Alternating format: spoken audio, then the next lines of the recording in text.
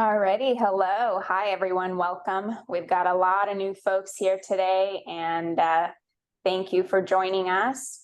We're going to have quite a full class today. My name is Can, and I'm here with Linkso, and today we have Janice Moody back again.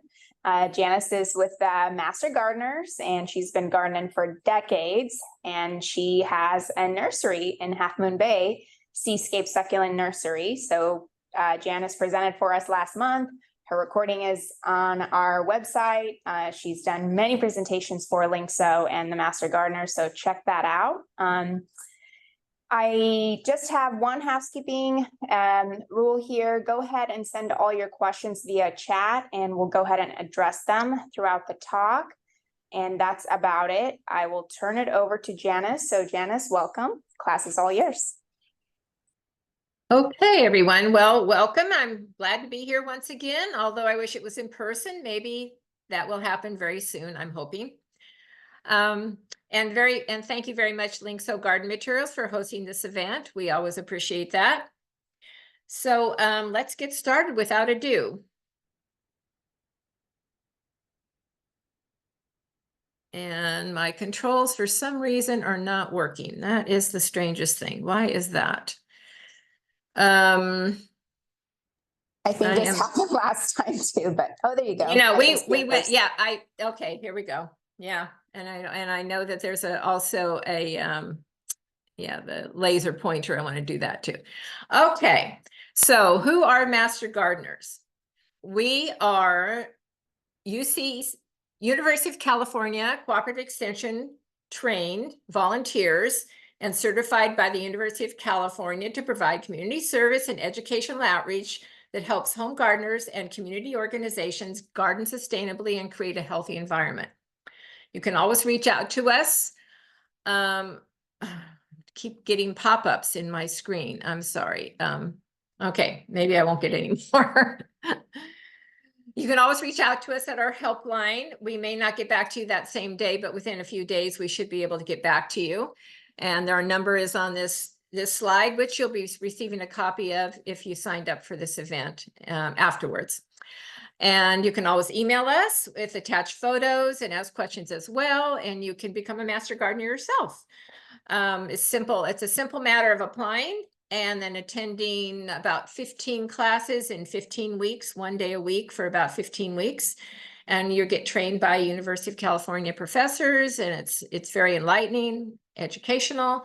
And then you get to give back to the community by volunteering your time and educating the public. And then you also need to take some continuing ed along the way, which is always good for our old brains. And so there's the link to that as well. Let's keep going.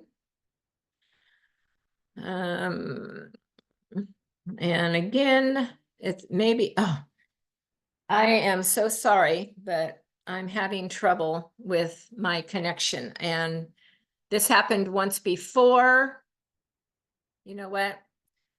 I should have plugged in my internet cable, which I can still do. So give me just a second, because I think that I've got some slow issues with Wi-Fi right now, and I usually don't, so I apologize for this. That was the one thing I forgot to do. Be right back, everyone.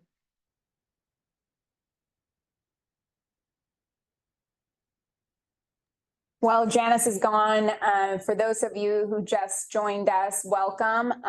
Go ahead and type in your questions throughout the talk in the chat, and we'll address them in about 3 sessions. Janice will pause during her talk, and we'll go ahead and address questions then.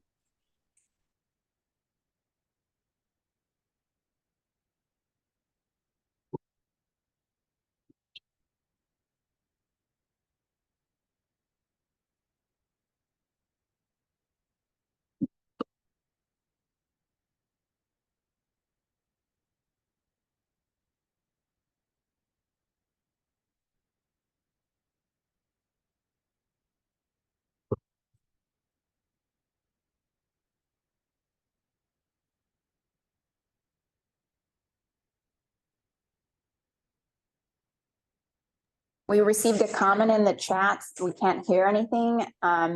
If you folks are not able to hear us, it may be your computer, so please check that. And if not, just exit the Zoom room and come back in.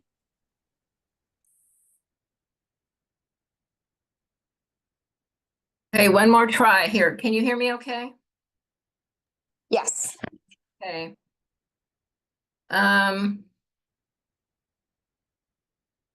don't know why it is not, I was clicking through these screens reliably before, right? And now I'm not able to advance.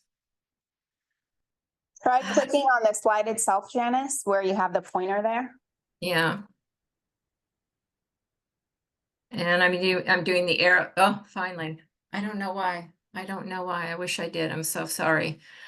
Okay. Our learning goals today.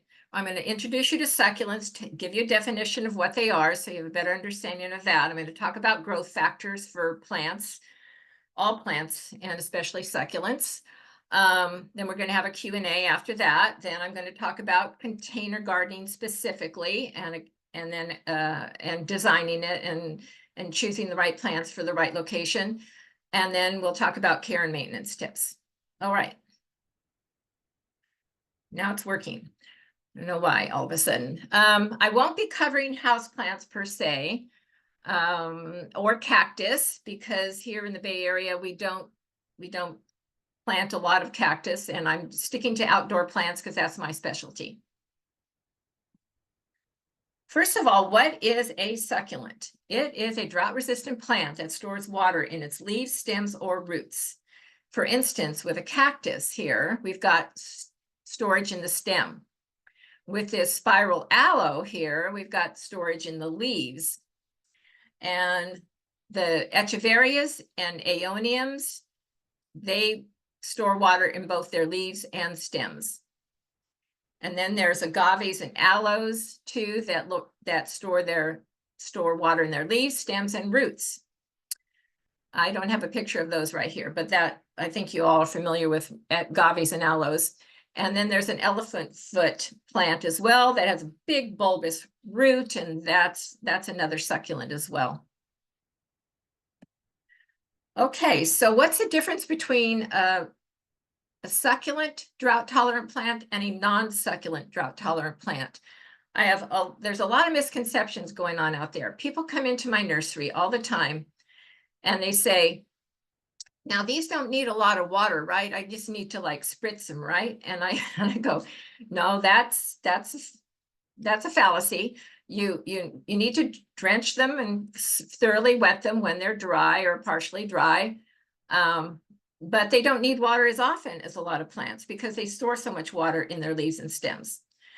And the reason they're so useful for containers is because their root systems are hardly visible. See the roots of this root-bound aeonium? I mean, this aeonium right on the left here is ready to go up to the next pot, but you would never know it by looking at those very fine roots.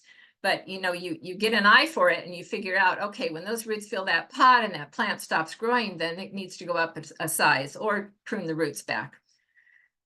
And so here's a drought-tolerant plant. And these need about the same frequency of water, which here in Half Moon Bay weather, in a container, it might be once a week, maybe twice a week. But once those roots fill the pot with a non-succulent plant, such as this phormium on the right-hand side, see the roots of that thing?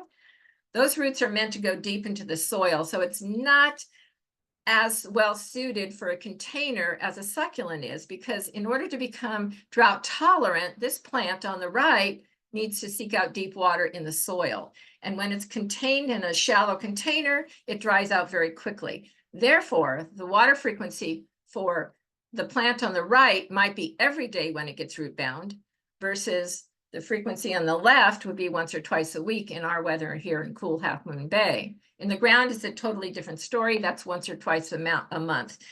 Our definition of a drought-tolerant plant in the Bay Area is once or twice a month deep watering, or none if it's a California native, for instance. All right. What are the pros and cons of succulents? The pros include the shallow roots that I just told you about, how they lend themselves to container use. They're very drought tolerant, as I stated. The foliage offers year-round color and interest, so you don't need to depend on those flowers to be visible for that plant to be colorful. That's what I love about them most, is that if you walk into my nursery, for instance, and looked around, you'd say, wow, this is colorful. And, you know, there's only maybe 10% in bloom, but it's still way colorful. So that's what's great about succulents. I just love that fact. And they're relatively gopher and deer resistant. You don't have to worry about that too much in containers, but in the ground you do. Gophers don't really go after those fine roots very often. There are aloes, of course, and agaves with thicker roots, and yeah, they're more prone to gopher damage. And for the most part, deer don't really go after them unless they're thirsty. Thirsty deer may eat your succulents. I'm not going to say they won't. And they're very easy to propagate. In fact, I have another video out there on propagation with succulents by leaves and stems. Very easy to propagate. Many people just break off a stem and stick it in the ground and it grows again. But there are useful tools to make that more successful. The cons include most are sensitive to freezing temperatures or hail because they contain so much water. They're more prone to freezing. So you have to watch the climate. You have to keep an eye on the thermometer and know when it's time to move your succulents under cover, or in a more of a sheltered spot, or put a cover over it just to keep the freezing temperatures off of it. Many are sensitive to extreme heat. Now it is a fallacy to think that all succulents are desert plants. They are not. There's only maybe 10% of them or less that can survive desert heat. That's like agaves and cactus in particular. Those two can handle extreme heat. Other succulents are from other parts of the world that have very moderate Mediterranean climates like ours. So that's why we can grow them successfully here, unless we get another deluge of atmospheric rivers in the winter. But even that, we can survive that with container gardening. It's easier than in the ground. Another con is they're fragile. They break easily, so you can't do a mass planting of them and expect to weed in between it. But of course, in containers, you don't have to worry about that. Some are dangerous if they're spiky, like agaves and cactus. And they can rot if too moist for too long. Because they hold so much water, they can't survive with being constantly wet. That's why you need to dry them out between waterings a little bit, at least a little bit. And as you know, this past winter we had tons of rain, and my nursery survived pretty well, considering I have mostly cool weather growers, the winter growers. Some of my agaves suffered, but for the most part, they survived pretty well. And I'll give you some hints as to how to do that. All right, growth factors. What makes a plant grow? A lot of people don't realize this, that sun is essential for all plant growth, whether it be indirect light through a window for the low light houseplant kind of succulents. There are those that can survive just indirect light, but the majority of them need 4 to 6 hours of sun. That's needed for photosynthesis, and that's essential. You can't put a plant in a closet and expect it to grow. The right climate and temperature is extremely important. As I said before, 60 to 80 is a sweet spot, but they can survive down to 32, sometimes even below freezing temperatures in some cases. And some of them can survive way up in the hundreds, but the sweet spot is 60 to 80. We're going to talk about nutrients, and in container gardening, that comes from either the potting mix or adding fertilizer. It's not going to you're going to have a limited supply of nutrients when you container garden. Those nutrients are going to run out. If it was in the ground, it's a different story, because you have all those microbes in the ground that are feeding your plants the nutrients they need when they call for it. And they can seek out deeper roots to get those additional nutrients. So you're going to have far more nutrients in the ground than you are in a container. That's why If you want your plants to heal from something, put them in the ground and they'll usually get better and healthier. And water is essential, of course. So they do need water, despite a lot of people thinking they don't need any water all summer. That's usually not the case unless you're talking about maybe cactus or agaves. Air is essential as well, so oxygen.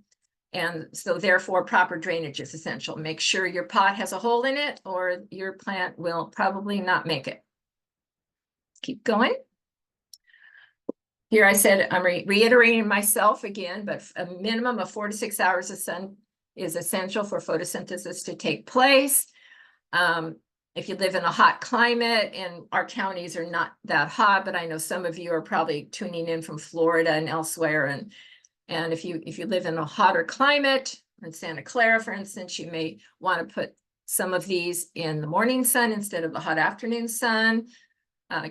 Just take note that the variegated, the yellower the leaf, the more prone to sunburn. But sun is great for improving color. So on the left here, I have an Echeveria elegans, and this is what's in full sun. It's nice and pink. And actually, I think the winter cold actually helps it get pinker too. A little stress pinks things up. It makes them a little redder. And then on the right, here's the same plant that was hidden underneath a larger plant. And notice the elongated stem regions between the leaves here until that plant creeps out from underneath that other plant, and then it becomes compact again. So if you're wondering why your plants are reaching out and becoming leggy, it's usually because of a lack of sun. And here's a perfect example. We had this hanging in a tent, our tent area, and the side with the flowers and the tight leaves was facing the sun, and the back side of this pot was facing the shade. So notice how larger the leaves get, trying to gather as much sunlight in their leaves as possible. They enlarge their leaves, and they want to conserve energy, so they don't flower necessarily on the shady side. They need more sun to flower as well. Here's examples of sunburn. We don't have too many instances of sunburn here in Half Moon Bay, but because we don't have intense sun. But there has been an occasion when almost a pure yellow, a sunburst aeonium. When you look at some of these aeoniums and one of the florets is like really almost yellow, you know it's not going to make it till its maturity because it's bound to get sunburn. The more yellow it has in it, the more prone to sunburn. And on the kiwi aeonium as well, that didn't happen here. That happened in somewhere else. But yeah, that can even get sunburned, the yellow part of that kiwi aeonium on the left. Now this dark Swartkop in the middle, they normally are really durable and handle a lot more sun than the other two. But when you buy one in a nursery and it has shade cloth over the top, well, the leaves will open up looking for more light. The cell structure kind of opens up seeking more light. And then when you take it out into the sun without acclimating it with a few days of exposure, you can get sunburn even on a Swartkop like this in the dark color. So just take note when you buy something, look overhead and see how much shade that plant is in, and then learn to acclimate it gradually into the sun. You know, start with an hour or so of cool sun and build up until it can take 4 to 6 hours of sun. Full sun favorites that need 6 or more hours of sun. That's a definition of full sun, 6 plus hours of sun. I love Echeverias. In fact, Echeveria Afterglow, the one on the left here, is part of my logo. It's one of my favorite plants, and it withstands winters here pretty well too. The one on the right is an Echeveria Etna, and then this is Kalanchoe Pamela underneath it. And these two, I mean, I would say this is one of my favorite full sun favorites right here. The one on the right, I wouldn't call it my favorite, but I have to show it to you because some of you can grow these more than I can here on the coast. These Euphorbia sticks on fire on the right, they rarely ever make it through winter here because of our colder winters. But some of you are able to grow these in the sunnier parts of the Bay Area successfully by giving them reflected heat against the south side of a building, or giving them a little partial coverage in the colder nights. So I do love the color. Six on Fire, it's obvious that it's a beautiful plant. In Southern California, that plant can grow into a tree. I've never seen one in the Bay Area that big, but it has the potential for growing large if we were to get the right climatic conditions for it. My parts and favorites I would say all the aeoniums. In fact, people seek me out because they say, oh, you've got the best aeoniums around and they always look so beautiful. It's because we have that ideal climate for aeoniums that come from the Canary Islands, and the Canary Islands have very similar temperatures, except I would call it more subtropical. So they don't dip down into the freezing zones like we do, but they do have a very similar mild climate. Crassus and graptopetalums, they prefer a little bit more sun, but I combine them a lot of times together, and all of these can handle full sun in Half Moon Bay, no problem. In the cooler climates, in many Bay Area areas, you can grow the aeoniums in full sun. Shade tolerant favorites, Senecio wax ivy, this sedum burrito, those two are very popular hanging ones. The Haworthias down here, Gasterias, they're not that pretty because of course the string of pearls. There's down here some string of pearls. Everyone comes to me and says they want to try growing it again. I said, well, good luck, because they're a little fussy. They don't like a lot of sunlight. They like indirect light. And then even if you give it what I think is ideal care, you never know. And if you put it indoors, it tends to get mealy buggy. So it's one of those little temperamental plants, that string of pearls down there. But there are others that can live through winter. The Haworthias and the sedum burrito, they do fine through winter here. This string of dolphins over here usually does fine. Kalanchoes are a little bit more temperamental in winter. But yeah, and then of course this Transcendencia up here, this one I wouldn't advise leaving it out over winter because it's more of a house plant. That's the one on the upper right. All right, climate and temperature. Again, I'm harping on temperature. 60 to 80 degrees is that sweet spot. This is what happens. This is an agave attenuata, Caris stripe right here on the left. And any agave attenuata is going to be your canary in the cage. In other words, if you have frost, you're going to notice it on that plant the next day. Maybe not the first day of the frost. The next day, you're going to see drooping leaves on the tips. And then you'll know you had frost because that's the first one to show evidence of frostbite. And then the one on the right is Calandrinia spectabilis, or rock purslane, with a really pretty magenta flower that comes up that you see all around the Bay Area. Well, that one gets pinged easily from hail. And it does recover pretty quickly because it's a fast grower. So don't think like you have to throw out your plant when that happens to you. But then the one on the left, you're going to have to probably throw that plant out. This is what I do to protect some things. Well, this is a landscape photo, obviously, but I put row cover over them when I anticipate a frosty night. Luckily, we didn't have any frost here in the coast this past year. Everything was looking so beautiful and growing so well in the early spring. And then we had hail.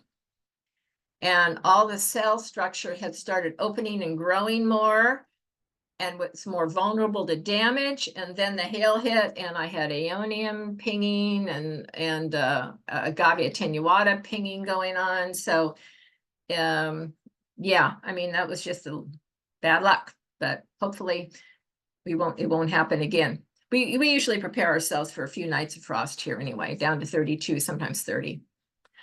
And you can always move your pot under a covered patio or eave. That will help it protect it from the frost, or place it under a tree, or place against a south-facing wall that has reflective heat. That will help as well. Or you can always bring it indoors if it's not too much trouble and put it under grow lights. If you really have this prized plant, you don't want them to have suffer during the winter, you can always do that. All right, so some Bay Area cold hardy succulents. I would call these some of the most common ones that I would suggest for the Bay Area that are pretty cold tolerant. This Oscularia deltoides at the top is a pink ice plant with pretty pink flowers, and it gets huge in a container. So if you were to plant this one here at the top, just give it like 4 to 5 feet in the ground or a tall pot, because it'll come over the top of that pot and go all the way to the ground. If it's like a 3-foot pot, it will reach the ground. It's one of those big trailing ones. This stiff-leafed agaves like this quadricolor agave and this Queen Victoria. The stiffer the leaf, the more cold hardy they are. And I think the Queen Victoria can go down to something like -20 or something like that. So it's amazing how cold tolerant that plant can get.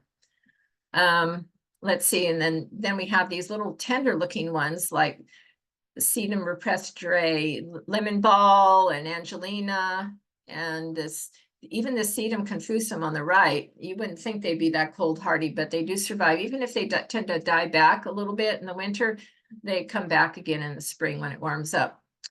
And these opuntias, this opuntia cactus here is relatively cold hardy. I didn't have any damage. I have one growing in the landscape here, and it's just doing great. And the hairier they are, the more protection they have. So this monkey tail on the lower right over here, the more fur that comes with it, that protects it from the cold.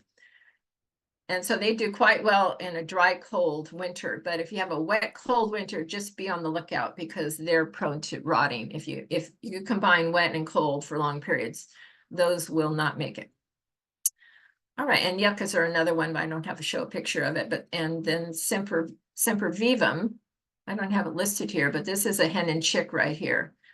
And those are really tough. In fact, they can survive under snow in Colorado and elsewhere. People tell me Montana, people can grow these little hen and chick sempervivums just about anywhere, apparently. Right. Heat and cold tolerant agaves. So if you want a really tough plant that can handle desert heat and cold, you might try these. The stiff leaf agave blue glow is one of my favorites. It's really pretty and very symmetrical. Doesn't pup a lot, so it's low maintenance, the one on the right. This one in the middle, I don't usually carry it for some reason. I just don't see it out there as often, but it's a tough one too. And that's a striata, I think. Stricta, excuse me. And then the agave blue flame on the left, that's a tough plant, fast grower. This one on the left grows twice as fast as the one on the right.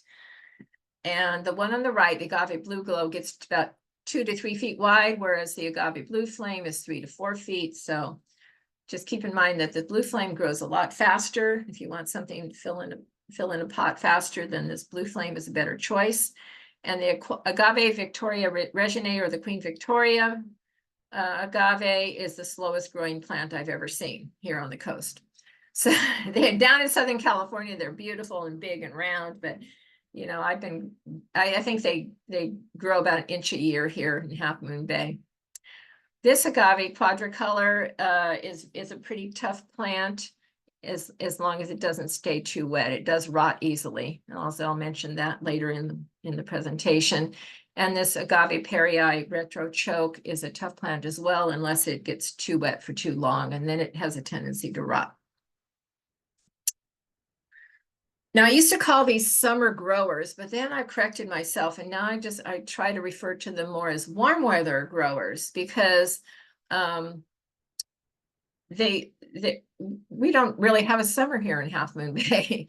We have maybe 2 months, September, October, where it might get over 75 degrees, and 75 is a really warm day for us. We're used to 50s and 60s, you know, most of the year around here, and overnight lows of 40s maybe. So these grow much slower than they would for you if you were in a warmer climate part of the Bay Area, in the East Bay, South Bay. You're going to find that these grow a lot better for you. faster for you. But just keep in mind that if you plant these before winter in a large container and that container stays overly wet, you're risking rot damage because they won't grow in the colder months. So we avoid up potting these plants in the winter. If I have these plants and they're pretty tight in their pots and I'm thinking about up potting them, I will wait, because if I put them in a bigger pot that has excess soil, they have more of a tendency to rot. So just keep that in mind when you're potting up things. And you know, we have far more cool weather or winter growers than we do summer growers here in the Bay Area, I would say.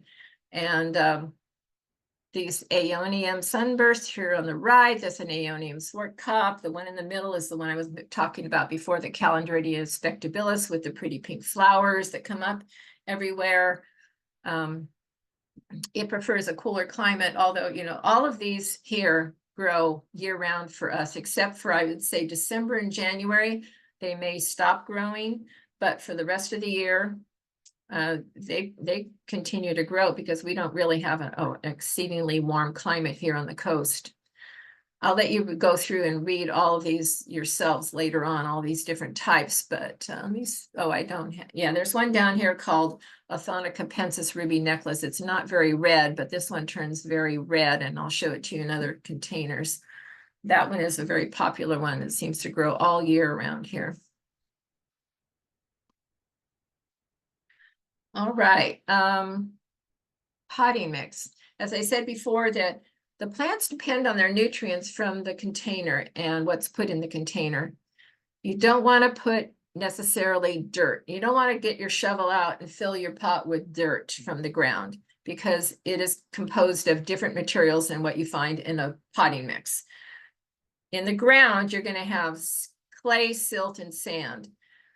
And it can get very compacted if you don't have the microbial activity in your pot to bring in the bugs and the worms and the nematodes and everything else to help give some structure to it. So if you put dirt in a pot, you can expect it to stay really hard. So I just don't recommend that you do that. Buy a good quality potting mix. Look for something that has coir coconut fiber in it. That's what we tend to use, one here that has coir coconut in it. Tends to keep the moisture level pretty even.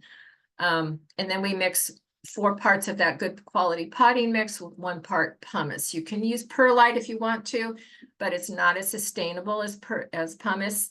It floats to the top. It doesn't really pull moisture away from the roots. It just kind of takes up space and helps aerate the pot, the roots, by just taking up space.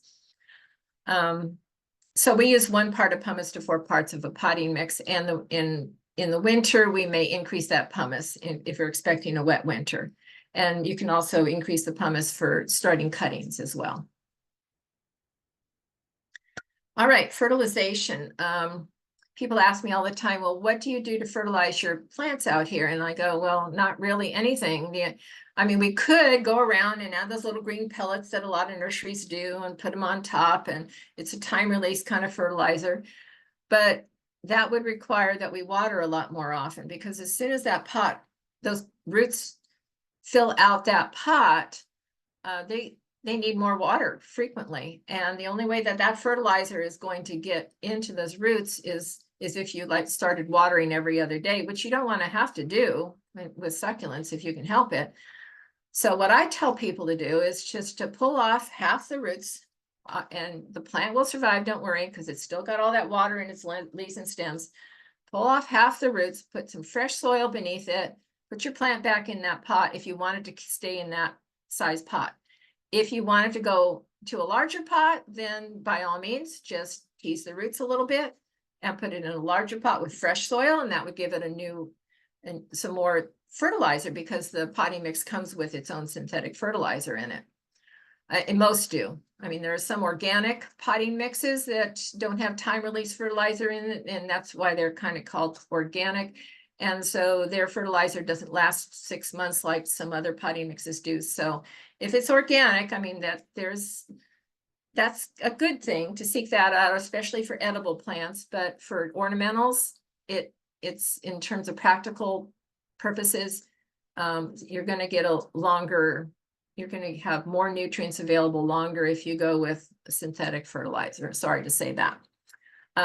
But alternatively, you can add fish emulsion, half-strength fish emulsion, every time, maybe twice a month, if you're into that, and that will help rejuvenate your plant. You can add a little compost on top, that helps too. Or compost tea, if you know how to make it. It's a little tricky to make. You have to keep it aerated and keep giving it good compost. And then there's manure extracts like moo poo tea bags that you can use as well. So, I mean, there are other ways of fertilizing, but I just think it's simpler sometimes just to pull off roots, put fresh soil in, and then the plant will continue to grow and not stagnate. Right. This is how we water. We take a water breaker, and we just drench the plants, go back and forth across it. We don't spritz them by any means. We get them wet. And then when they're dry at finger depth, we water them well again, or if they're almost dry at 6 inches. So you can use a moisture meter, put it in the pot. If it's almost dry, between dry and moist, that's a good time to water it well again. So that's the rule of thumb. And if you haven't heard, there are rain barrels available, and many times BASCA, Bay Area Water Supply Conservation Agency, will have rebates available. I got 2 rain barrels like the one you see here, and I got some money back, half of my money back, I think, by going through BASCA. And since we get so much fog here in Half Moon Bay, this actually collects quite a bit of water. And this is the best water in the world for your plants. Plants love soft water like this, that's slightly acidic, and it contains nitrates and oxygen because it pulls that from the air as it comes down through the atmosphere. So do look into those, and they're very useful in some locations. Now, what are signs of underwatering? On the left, you'll see dry, shriveled leaves, especially now dendritis or dead leaves like this is normal with most plants. They're always going to shed their lower leaves as they grow. It's like it's like your skin. You're not born with you don't have the same skin you were born with. Your skin is constantly exfoliating, and so do leaves. But when the upper leaves look shriveled like this, that's a real good sign that they're not getting enough water. And here, this succulent has not only shriveled leaves, but it has aerial roots. And when you see these roots reaching out from the top of the plant, you know they're not getting enough water. They're seeking out water wherever they can find it. And in this case, this aeonium here on the left went through a period of lack of water and became narrow at the top here. There's a narrow stem region here, and its foliage became smaller because of the lack of water. So those are also signs to look for.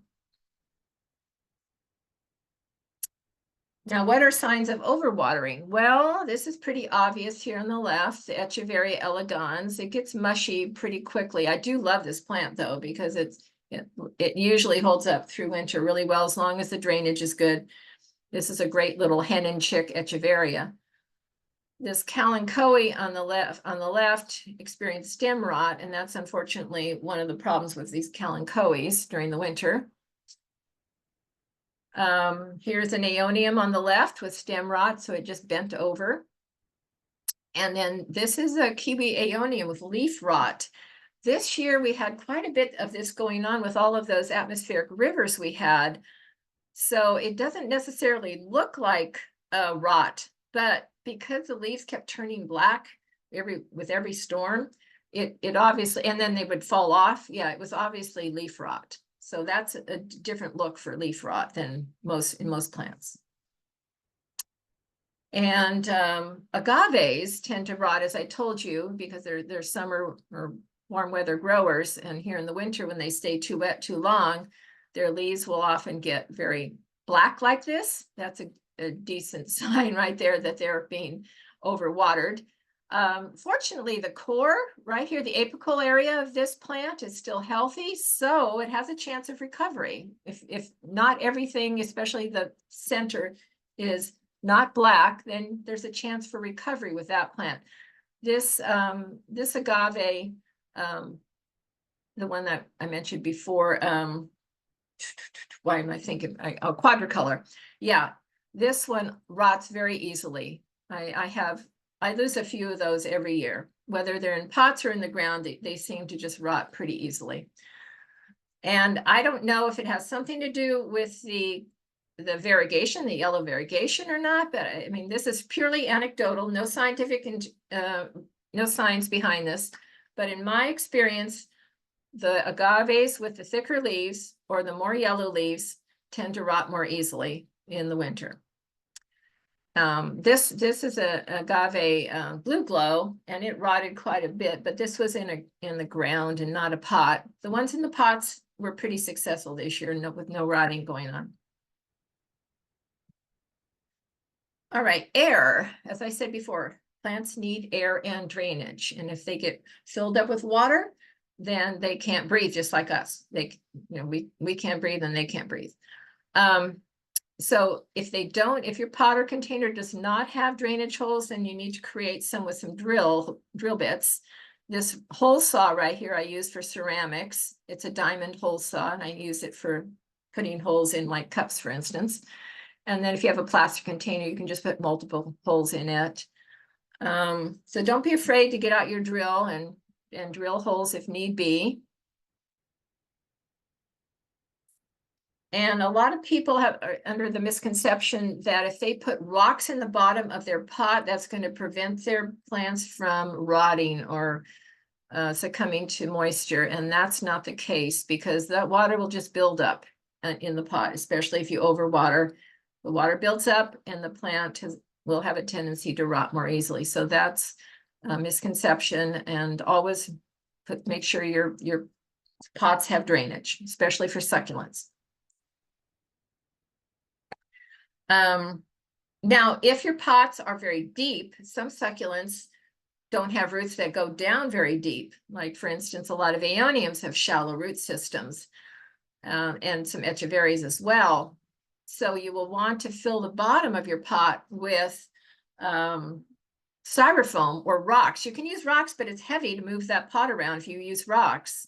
So I usually use the styrofoam that comes in packaging, and I save some and I put it in the bottom of a big pot, and that helps decrease the soil level so that the plant doesn't get too soggy on the bottom. Now, if you were to plant a non-succulent like this phormium here on the left, then you don't have to worry about putting anything in the bottom of the pot, because that plant will suck up all that extra moisture and there's no issues there. So you can always add a phormium or a cordyline in the back, and then you won't have to put something in the bottom of your deeper pots. Otherwise, I would tend to go with wider and shallower pots versus taller pots, if you can find those. Okay, any questions so far? Yes, we have a few in the chat, so let me go back up. Okay, so what succulents love searing sun? This person lives in the foothills of Palo Alto, but a landscape friend of theirs fondly referred to their garden as haze. Searing sun, she said? Yes. Yes. Searing sun. Well, I would go with agaves and cactus. Those are the two that can handle extreme sun the most. Avoid aeoniums because they are more of a temperate climate plant. And basically agaves and cactus can be xeriscape, meaning no water, if they're given a chance to establish themselves. They don't look that great, because if you've ever been to the desert and seen agaves in their natural habitat, they're not very pretty.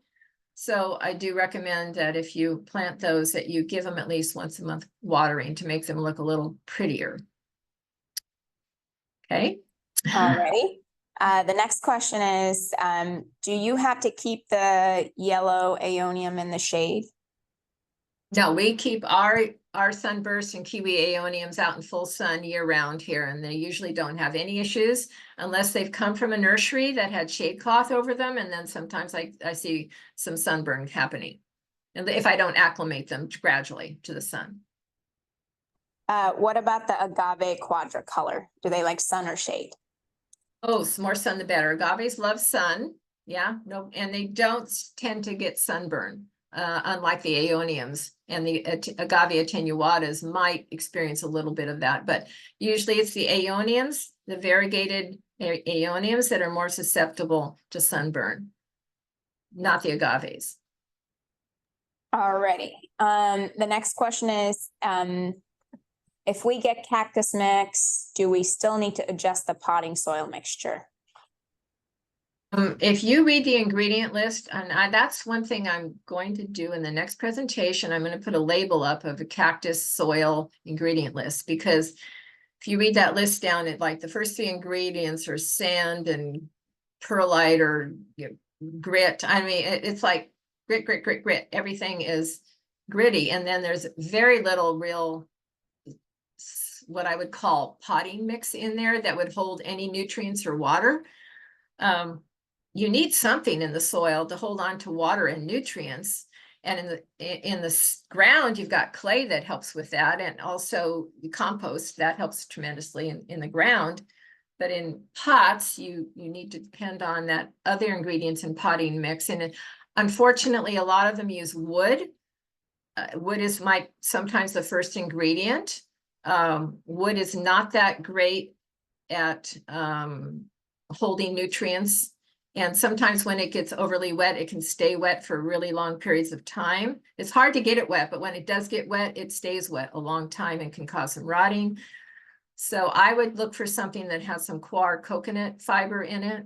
If you read the ingredients on the back, that'll tell you the first ingredient is the most prevalent, and then it goes down the list to the least prevalent. Yeah. Alrighty. How frequently do you use fish emulsion? Don't personally. I just pull roots off, half the roots, and stick it in fresh soil. It just seems to just require less water that way. And I don't have to buy, fertilizer. So, I mean, I do have to buy new soil, that's true, but then there's less labor involved eventually because I don't have to water as frequently. Okay, so the next question is regarding a slide that you posted with I think, couple slides back that has 3 plants. The first 2 lack of water, and the third, or I guess there was a typo or something, but it was lack of sunshine for the third photo and not water. Is that right? This one, that one, excuse me. Yeah. It's underwatered here because it's a narrow stem region, but actually lack of sunlight could have created the long stem region as well. And so it kind of mixed. Yeah, it could serve 2 purposes here. Yeah. In terms of information. Yeah. The follow-up question to that is, would you then remove those damaged rotted leaves and just leave the center for new growth? Of what plant are we talking about? I think they are referring to the third.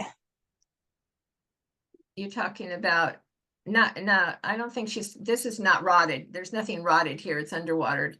Overwatering is here. I mean, in terms of the echeveria on the left, you can pull out those mushy leaves and help give it more air.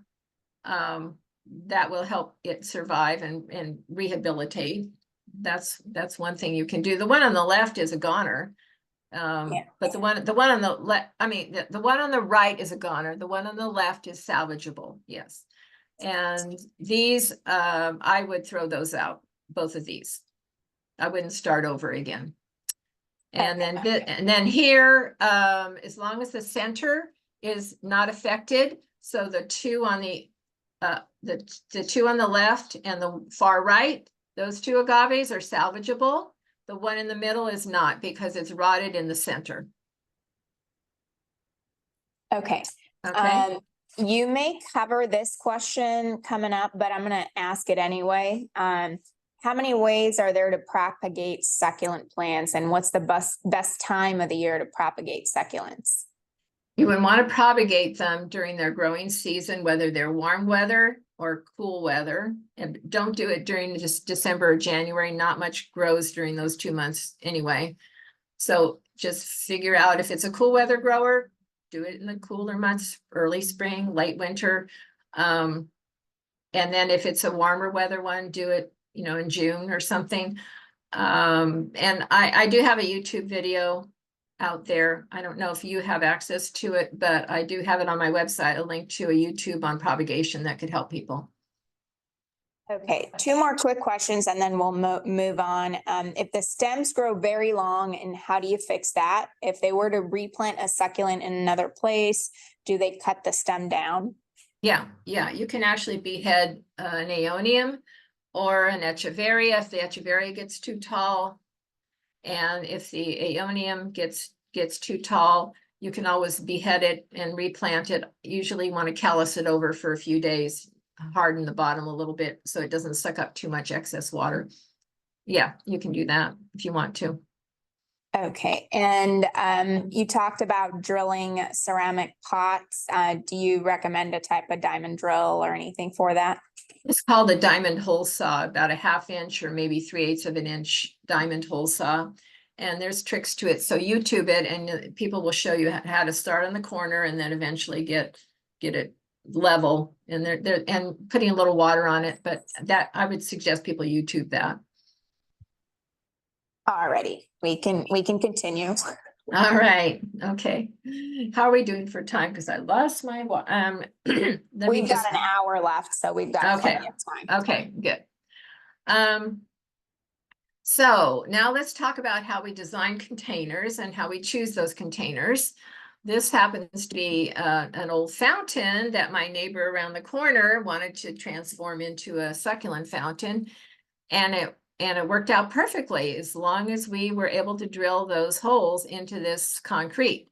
Now, I personally did not drill these holes, but I have drilled holes in other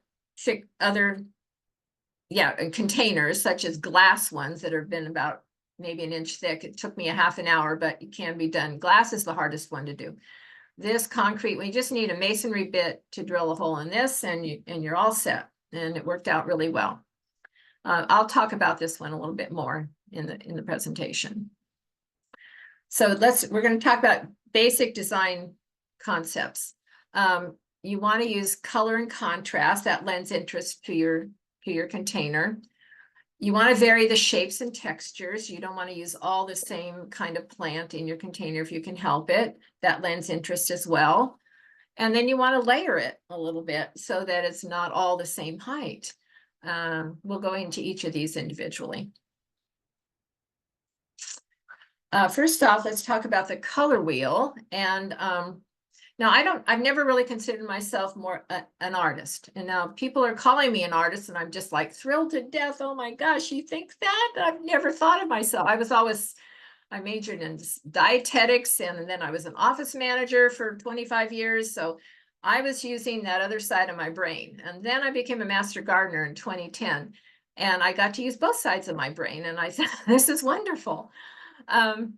So I refer to the color wheel. This really helps my brain work better. If I look at the opposites on the color wheel, or I refer to the warm zones on the left and the cool zones on the right, and you can use these, like just plant warm colors in your pot if you wanted a certain type of hue to it, or you could go with the cool colors if you wanted more of a blue ocean kind of a theme going on, or you can choose opposites for the complementary colors, and they really contrast and pop, which I'm going to show you in the next slide.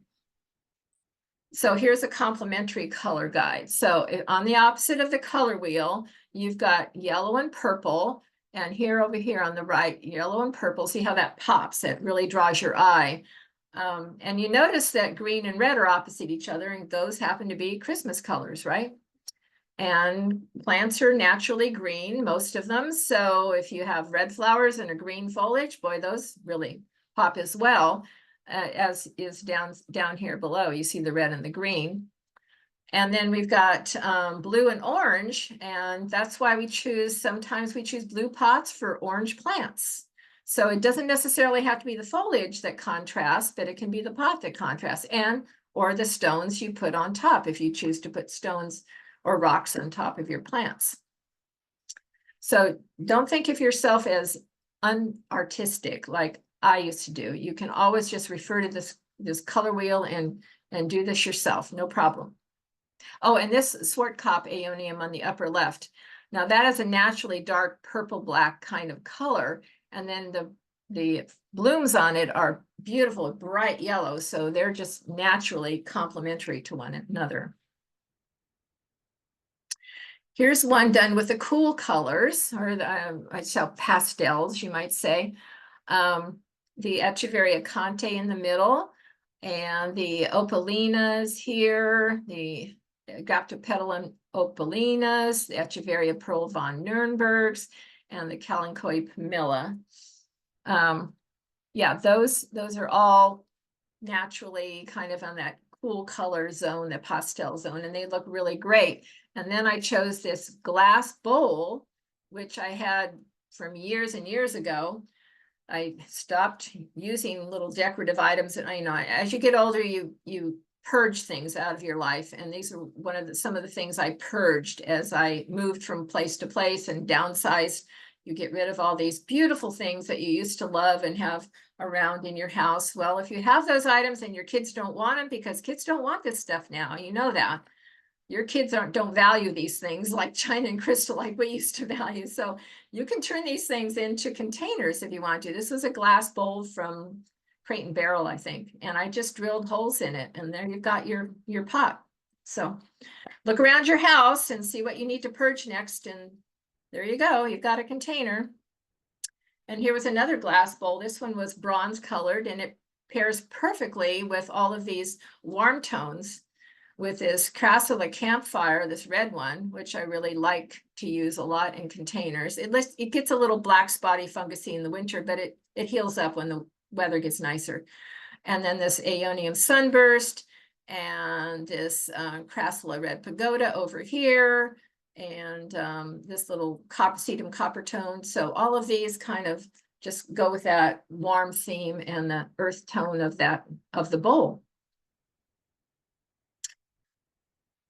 Contrasting brightness, just pairing some aeoniums together. Whenever I plant them in landscape or in pots, I try to choose this color combination because it lends itself to a container. The Swartkop is usually taller. The Sunburst is the second tallest, and then the Mardi Gras is a little bit shorter. And then I usually have some other like sedums down below that would hang over, so it gives you some more layering and textures as you go down. So this is a great way to make your plants pop by adding contrasting brightness. And here we have a Blackadder Formium with Aeonium Kiwi and Crassula Capitella Campfire. And then, yeah, so all of those are mentioned there. So this is a great way, especially if you have a big pot, put a Formium or a cordyline in it. So next I'm going to talk about varying shapes and textures to lend interest to your containers. These happen to be landscape photos just because I had this slide already, but I think this gives you an idea that you don't want all the same textures. You want to vary the textures and the heights and the shapes as much as possible. And there's a terminology called thrillers, fillers, and spillers. I did not coin that phrase by any means. I stole it from whoever originally said it. And this just tells you that you want one thing in your container that draws your eye or is the tallest. Sometimes it's the tallest, sometimes it's the brightest, but you need something that's called a thriller, either tall or bright. And a filler is something that you put around that tall plant to fill a void, right? And hopefully it has some different colors and textures to it. And then spillers. And spillers would be this Othona compensis ruby necklace, which is green in this photo, but this is one that turns purple with stress and with age, so it can turn quite purple over time, as I'll show you in some other photos. Here's the same ruby necklace after it's been in this container for quite some time. And I have repotted this container several times because it's very shallow. It's only a saucer. We mounded it up and it dries out very quickly. And this Athona capensis ruby necklace just invades. The roots are very invasive, so it can take over the pot and deprive the other plants of nutrients and water by doing so. And so I just take that off every few months, pull off a lot of the roots, or I take a knife and I cut around the plant too, and that just stops the roots from growing into the other plants. And if you don't have time to separate it out, pull roots off and everything, just take a knife and cut around the ruby necklace, because that way it gives the other plants more nourishment, more water for the small size of the container. And these are saucers that I just drilled holes in and paint and spray painted. So that's an easy way to find a container as well. And you can always find lots at garage sales. Everything on the left there, I bought for $10 total. So these are, and they may not be looking the prettiest right now, but once you put plants in these, they can look gorgeous, like this one on the left, this copper teapot. I just drilled a hole in it, and there you go. I've got a little container, a little pot. So look through your garage and find that old toolbox of your husband's that he's not using anymore, and just kind of take it aside, and there you go. Or give it to him for Christmas. There you go. Plant it and give it to him for Christmas. He'll really appreciate that gift, I bet. All right. Also, wheelbarrows and old wagons make great containers. Just again, you have to take a metal drill bit and drill through these, and then you've got great place to showcase your plants. If you can find a wagon. I mean, the wagons are kind of hard to come by because everybody wants them. Wheelbarrows are maybe a little easier.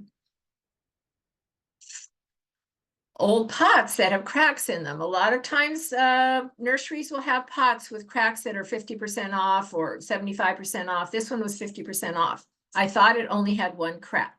Then I got it back and I noticed it had 2 cracks. So that meant that I had to cut out a wider area than I anticipated cutting, but I did it anyway. And it's worked out okay. It's a little harder to do. If I were to zigzag this, if it had one crack over here and I were to like zigzag it across like that and make it narrower as it went down, then those plants would be more stabilized in the pot and not have the soil in front of them that might spill out, as I'll show you in the next slide. And I just cut this out with a grinding tool, or actually I asked someone to do it for me. But here's the pot once I planted it. So it has a big opening here, which enabled me to stick a lot of plants in there. But the top did erode a little bit because there's nothing holding that soil back. Until those other plants grow in, there's very little to hold that soil back. And so I recommend zigzagging your crack instead of doing what I had to do. The Cordyline Electric Pink is in the back, which is one of my favorites for pots. And it looks great with all of these blue and pink plants as well, like Echeveria.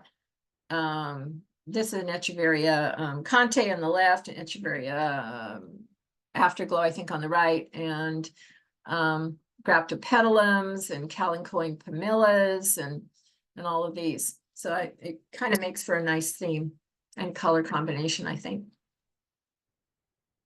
You can also use upside down tall pots and make your own, what looks like a fountain, and just graduate the size from smaller to wider at the bottom. And that's a great way to showcase your plants.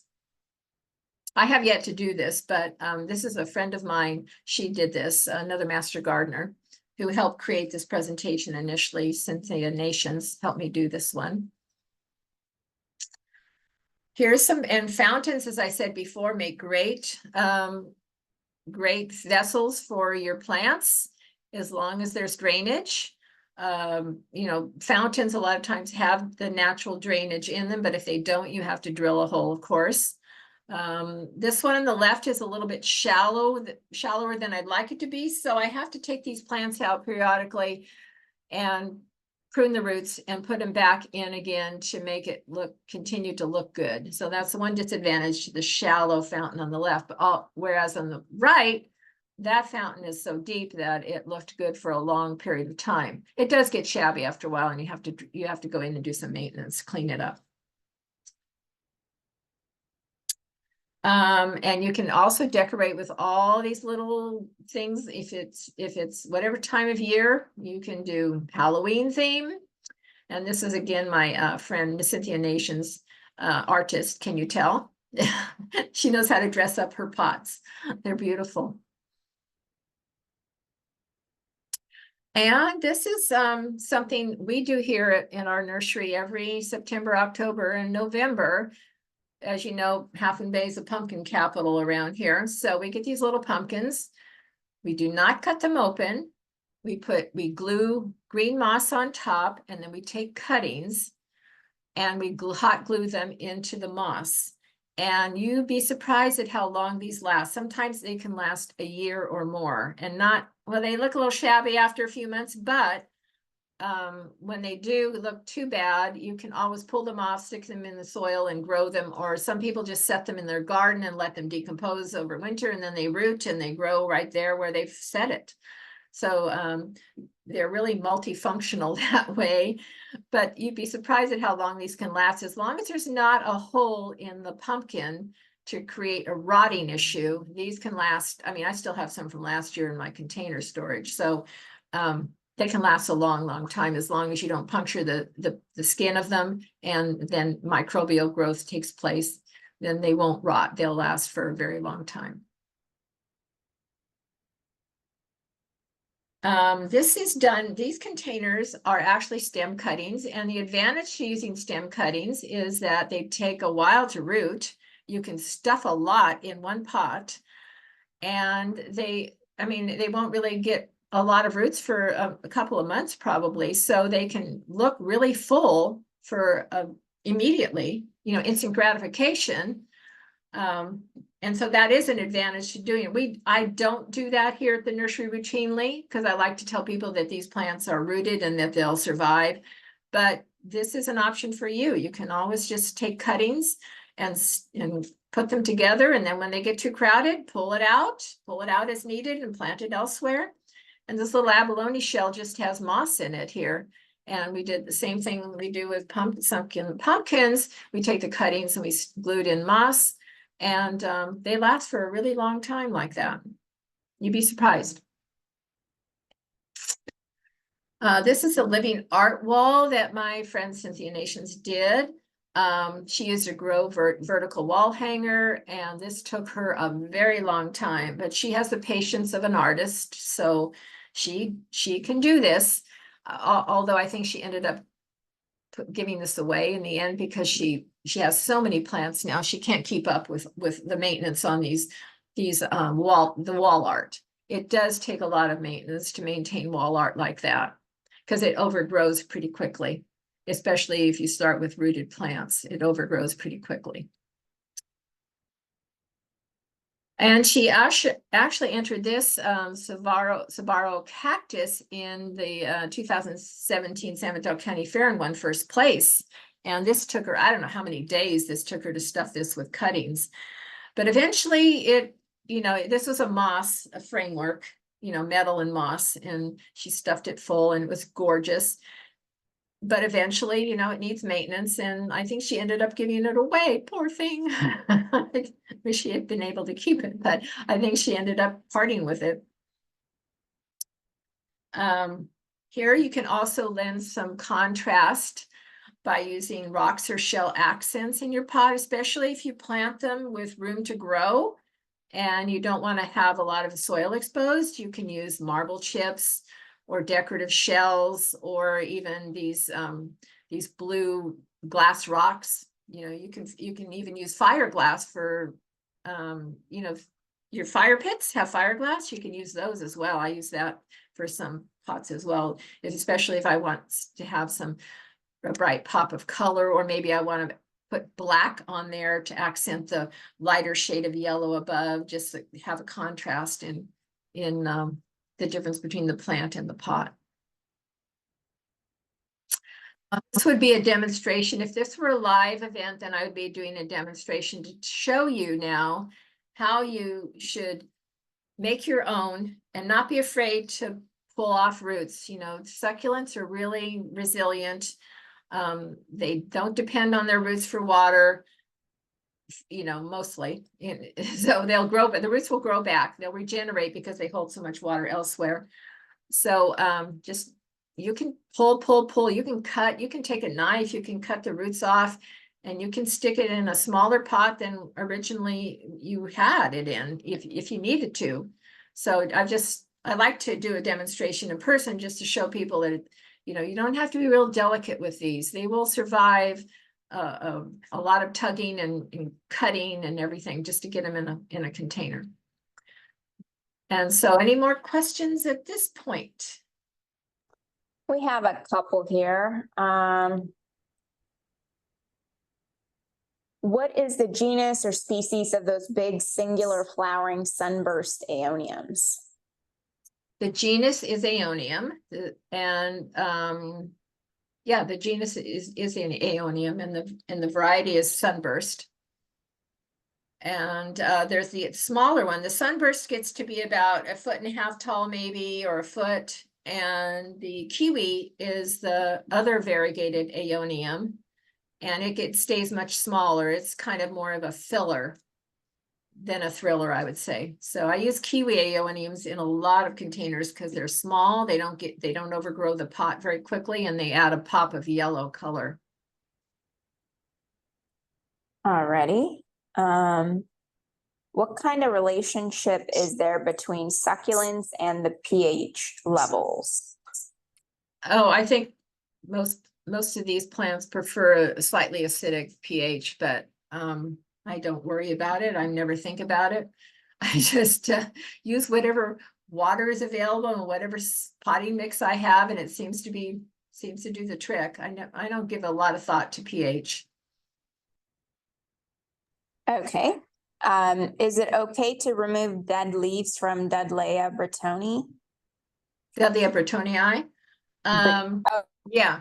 Bretonii. Yeah.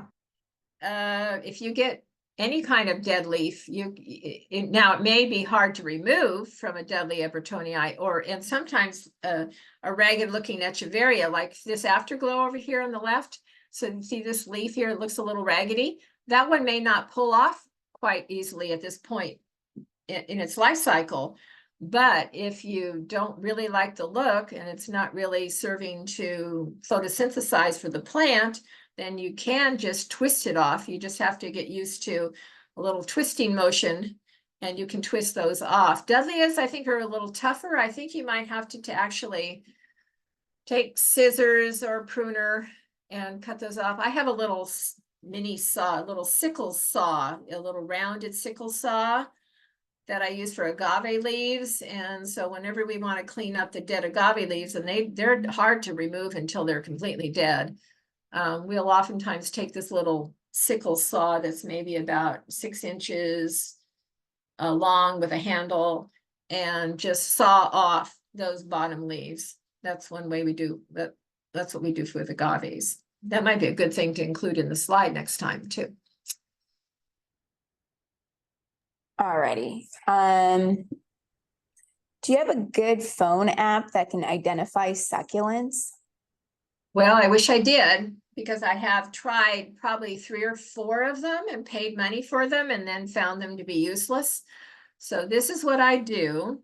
I go to Google, and if you look on Google, to the right hand side, there's what looks like a little camera in the area where you search. Over to the right, it looks like a little camera. That's called Google Lens. And if you click on that and take your photo using Google Lens, or you have an existing photo, you can do it that way too on your camera, on your phone. That will usually identify maybe 70% of them, or at least give you the genus. If not the species, it'll give you the genus. So I find it better than the plant apps, to tell you the truth. If anybody out there has a good plant app for succulents, please let me know. Maybe that's something I should develop. There you go. Go into another business and do that.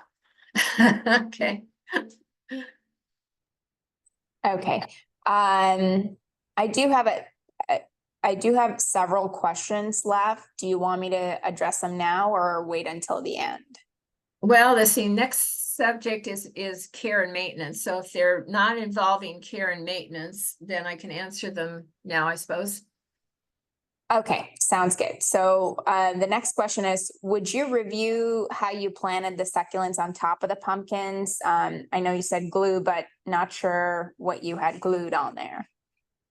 Yeah, that's why live presentations or videos would prove useful. I suppose I should probably video that and put it in a part of my presentation for next time. It's just another thing to learn and do. But take green moss, typically a green moss. I don't use sphagnum. I can't pronounce that correctly, but I'm talking about the sphagnum moss. I don't use that necessarily because it's too loose. I like the green moss. And we just spray it with an adhesive spray, clump it together so it sticks together, then put some hot glue on the top of the pumpkin, put that little piece of moss right over the stem, glue it on, and make sure it's thick enough to accommodate the cuttings. And then you take a chopstick and you just poke a hole in the moss, put a little hot glue in there, and low temperature hot glue gun is useful for that, so you don't burn the succulent tip necessarily. Low temperature hot glue, stick it in there, stick it on, and you're good to go. It's pretty easy. All righty. So this question is regarding afterglows, and they seem a bit finicky. So what conditions do they love? Well, of all the echeverias, I find it to be one of the toughest ones to weather our winters. This is an afterglow right here in the middle, and as you can see, it's doing pretty well. And I believe this had lived through a winter. These other echeverias surrounding it didn't fare as well, and I replace those a lot more often than I replace the afterglows. That's why it's one of my favorites, and it is a relatively large one versus a small one. Yeah, so the tricks are just to don't up pot it to a bigger pot before winter. If you're going to give it a bigger pot, do it when the rains stop, or when you can control the water. If it's a covered area or something, you can control the water, then you could do it before the rain stop. But then it doesn't necessarily really start to grow well until it gets to be a warmer temperature. I would say they love it in their mid 60s and above. I see a lot more growth taking place when we hit 65 here. I see our warm weather growers start growing finally. And believe me, there are some Junes that we don't even hit 65. So Alrighty. The next question is mealy bugs on plant and how to deal with them. Yeah, I've got that in a slide coming up. Alrighty, so we'll wait for that. I'll skip to the next question, which is any tips for nesting containers into a landscape that has poor soil? Trying to have the plants look like they're in the ground, but they are really in pots. Well, I don't usually stick a lot of pots in a landscape. You can, but the problem with doing that is that they need more frequent water than the landscape plants would. So you've got to go out there and water them separately a lot of times, unless you put them on a different time zone with your irrigation system. I think that's too complicated. But on the other hand, if you've got big holes in the bottom of the pots and you put an agave, let's say you want to focus on a beautiful agave attenuata, or maybe let's say an agave blue glow. You could put that in a yellow pot, which would be striking against the blue-green leaves of the plant. Put that in your middle of your landscape. Make sure there's a hole large enough for the roots to go through into the ground. And then that plant will survive much longer and look a lot better if those roots have a chance to get into the ground. So sometimes like wine barrels, or, yeah, those big barrels that they use for wine. Half of those barrels, they have a lot of holes in the bottom. So a lot of times your aloes and agaves will get through that and root in the bottom and start growing much more than they would in a container alone. So that's one way to fool people into thinking that you've got a huge plant in a small pot. I've also taken broken pots that have like a V cut out of them already and laid it down sideways and put that in a landscape, and it looked like a big agave was growing out of that, but that it was actually rooted in the ground, so it has a better chance of survival and growing large that way. Otherwise, just putting containers directly in the soil without having the irrigation there, then it gets to be a little cumbersome to make sure that you give it water when it needs water, and they outgrow them pretty quickly. Is that it? Did I answer it? Yeah, there are a couple more, but let's move on for now, and then we'll address them at the end. Okay, here we go. So as I said before, that, this is a natural part of the growth cycle for plants to have this dendritis down here, these dead leaves, especially in the warmer months. These winter growers right here, or the cool weather growers, aeoniums, they don't grow that well, and when the temperature gets over 80 degrees. So you'll see more of this dead leaves, and regardless, you're going to see dead leaves, but you're going to see more of it in the warmer months. So you just grab those leaves and yank them off. Sometimes I just throw them down underneath the plant because we master gardeners leave our leaves. That's our mantra. Leave your leaves, feed your soil, because that's what nature intended. Nature intended leaves to fall down, dead plants to fall over, trees to fall over, feed that little microbial life in the soil, and that helps feed your plants. But in a container, I realize it's not going to be very pretty if you do that. So you will end up probably tossing those leaves and not leaving them on top of your container. Let's go on to the next one. Shallow roots. What makes them easy to maintain is that you can always pull them out. You can pull off roots, put them back. You can behead them. Let's say this is an echeveria here. Let's say it's getting too tall for you and a little bit leggy because it's lost so many leaves down below. You can always behead this and plant it again. You can cut it right about here, let it callus over for a week or maybe a few days till it's dry, and then plant it again, and it'll give kind of new life to the plant. These aloes here, you can just separate these anytime you want to, and spread the love, give them to your neighbors, put them in different containers. So it's easy to do when you've got such shallow roots to deal with. Some of the agaves, I said, and the aloes have deeper root systems, but for the most part, most of them don't. And you can always divide and depup and then share the love with your neighbors. These are agave attenuatas up here that I took off of my attenuata. So when you've got too many pups growing off of the trunk of an agave, you can always pull them off. If you've got roots attached, then you've got a plant already. If there's no roots, then you've got to let it callus over for a while and plant it again, put it in another pot, and you'll have plenty to share or fill up other pots with. Oh, and this is an agave. This is a huge agave you would never put in a pot. This is an agave Americana that's in the ground, but they are always prolifically pupping these offshoots all the time. Now, snails is the arch nemesis of succulents. I would say this is our biggest pest problem, especially in the wetter months. And when we came out of this wet winter, we had snails hiding everywhere, under the pots, under the leaves. in the benches. I mean, if you've got rocks in your pots, you're going to find them, hiding behind the rocks. So if you want to try to hunt them down, if you got a hunting instinct like me, then you put on a little headlamp at night and you go out and you look for them. That's one way to get them for sure. But you can also sprinkle a little bait, iron phosphate, like Sluggo on top or in the base. And then if they find the bait, which they normally do, then that will get rid of them as well.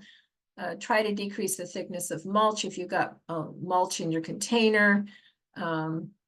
Trapping them with pie tins of beer, I haven't found that to be very useful. I mean, you can just stick cardboard on the top of areas, and then that provides a hiding place for them. And then you can lift the cardboard the next day and usually find snails under it if you have snails in the vicinity. Ducks and geese, they're great snail eaters if you have those. Yeah, so that's my suggestion for snails anyway. Or, escargot is another option, I suppose, if you like escargot. And here's some more evidence of snail damage. This is on a Beschneria, it's a yucca plant, of Beschneria flamingo glow. And yeah, when you see big holes in plants, look for those snails. If you see the top part of your agaves just being eaten away like this, then look around for that snail and you'll usually find one somewhere. And then here's about the mealybugs someone asked about. Now, I had to borrow this photo from Deborah Lee Baldwin. You probably all know her. She's a famous author, succulent author. So she gave me permission to use this photo because I rarely ever see mealybugs out here in the open air outside. They're more of an indoor problem, although I think that that YouTuber from down south, Design with Serenity, Laura Eubanks, I think her name is, she does have a lot of pest problems down there for some reason. Maybe because it's warmer, and maybe that's why mealybugs like warmer environments, indoor environments, but I always thought it was a predator issue. So if you put these plants outside and predators have a chance to get to them, that, I just don't see mealybugs here very often at all. Rarely. But if you do get them, then you can spray or dab them with 70% isopropyl alcohol.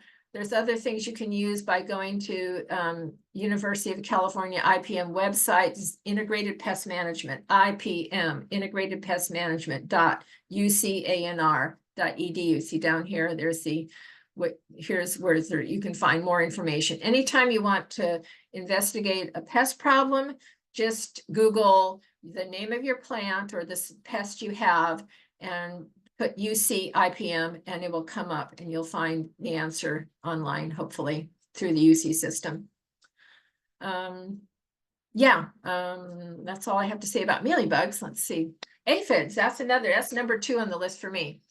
And I usually only see these in the efflorescence, the flower part, especially echeverias, they have a tendency to get aphids on the flower section, which I'll show you next. But the healthier the plant, the more resilient. So the ones in pots tend to get more aphids than my plants in the ground. In the ground, they're getting more nutrients, they're more resilient to disease and pests, but in pots, they're more susceptible to pests and diseases. So some people have used compost tea. That's anecdotal. There's no scientific evidence to prove it yet, but hopefully one of these days we'll provide that. Some people use that to spray it on, and that helps.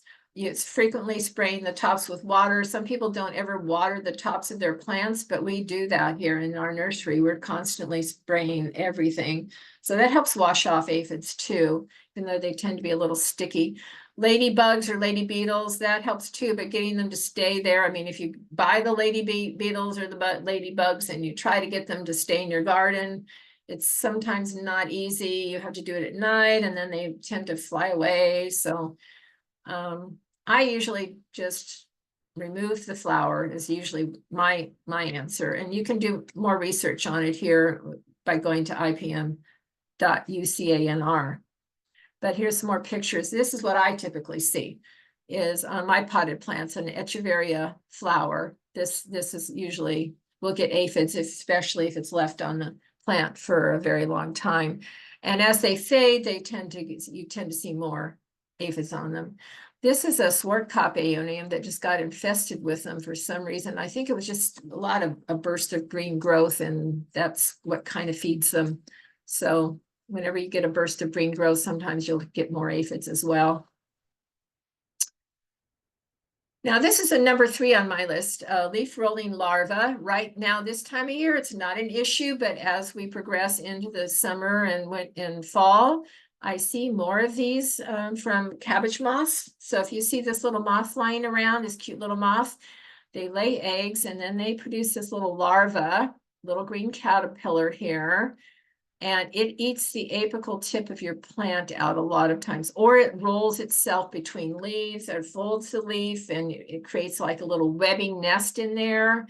So if you see some webbing going on or a folded leaf or leaves that are stuck together, then you should investigate and see if you've got a little critter like that. And sometimes it's just easier for me to see the damage and find the critter than to spray them. I rarely ever spray my plants with anything. I usually just try to find the pest, like the snail or the larva, and remove it, and then it's gone.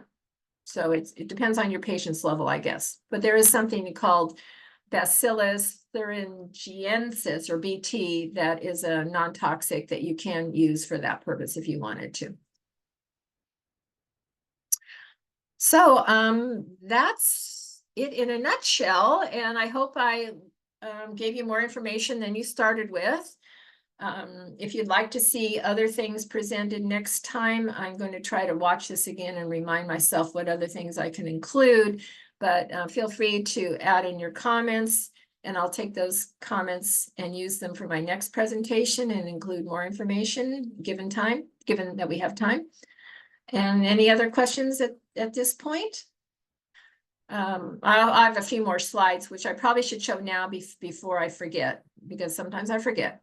The references are here, and you'll see these in the slides that you get a copy of later on. More references, and UC IPM pest notes and everything.